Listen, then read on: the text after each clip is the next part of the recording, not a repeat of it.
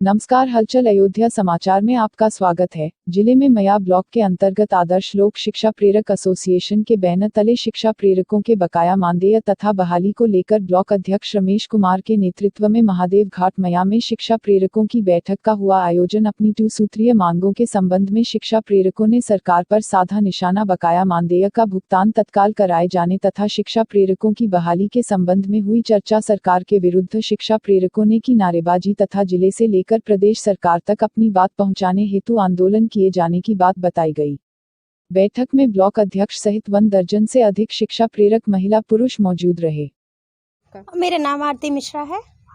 मैं शिक्षा प्रेरक से हूँ। 2011 में हम लोगों को मतलब ज्वाइनिंग हुई थी, लेकिन इसके बाद 2018 में हम लोगों के जो पोस्ट थी उसको निष्कासित कर दिया गया। सरकार ने बिना बताए हम लोगों का जो रोजगार था वो मतलब हम लोगों का हट गया। इस समय हम लोग एकदम बेरोजगार की टगार पे हैं। हम लोगों का लगभग 2 से 3 साल का वेतन भी नहीं हम लोगों को मिला है और 2000 की एक नौकरी जो थी वो भी हम लोगों के हाथ से चली गई है।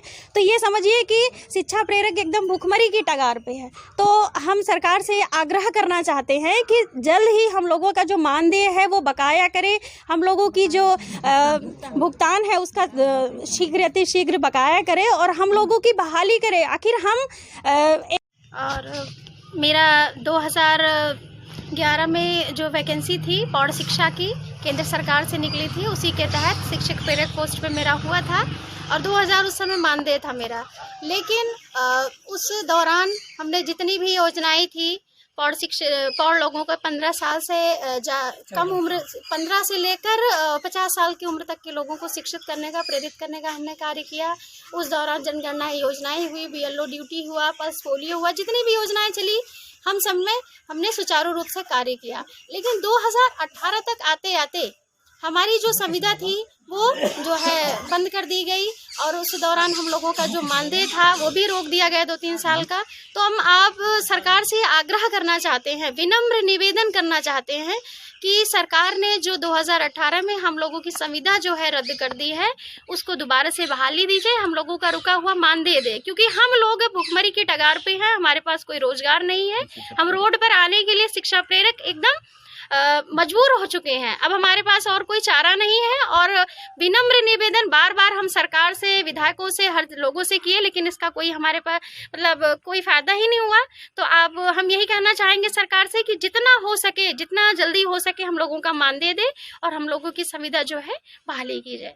इसी के साथ आगे की क्या तैयारियां हैं अगर आपकी मांगे पूरी नहीं होती हैं तो? यदि हमारी मांगे नहीं पूरी होती मैम तो इतना है कि अब जो बेरोजगार है, जिसका रोजी रोटी का सवाल है, हम भूखमरी है, हमारे भी बच्चे हैं, परिवार है, अगर हम लोगों की मांगे नहीं पूरी होंगी तो हम आज रोड तक हैं, यहाँ हैं, अपने क्षेत्र में धरने कर रहे हैं, फिर अपने केंद्र पर करेंगे, इसके बाद राज्यों में मतलब एक होकर, एकजुट होकर हम लोग धरना प्रदर्शन करना चाहेंगे।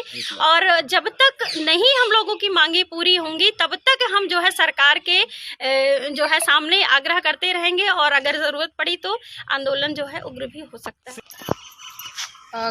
आप लोग धरना प्रदर्शन क्यों कर रहे हैं यहाँ पे? हम लोग शिक्षा प्रेरक हैं जो भारत साक्षर मिशन के तहत जो है हमारी 2011 में नियुक्ति हुई थी और हम लोग का 2000 मानदेय था। हम लोग तन मन धन से जो है सरकार की लाभकारी योजनाओं का काम किया है, गांव-गांव में जाकर निरक्षर को साक्षर करने का काम किया। हमारा मेन यही काम था। इसके बाद जो है शासन की तमाम योजनाएं रहीं, बीएलओ का काम, पल्स पोलियो का काम और पेंशन का काम, जितनी भी योजनाएं रहीं, उज्ज्वला गैस का काम, जो भी रहीं उसका हमने जो है ईमानदारी से काम किया है, सरकार की योजनाओं का काम किया है।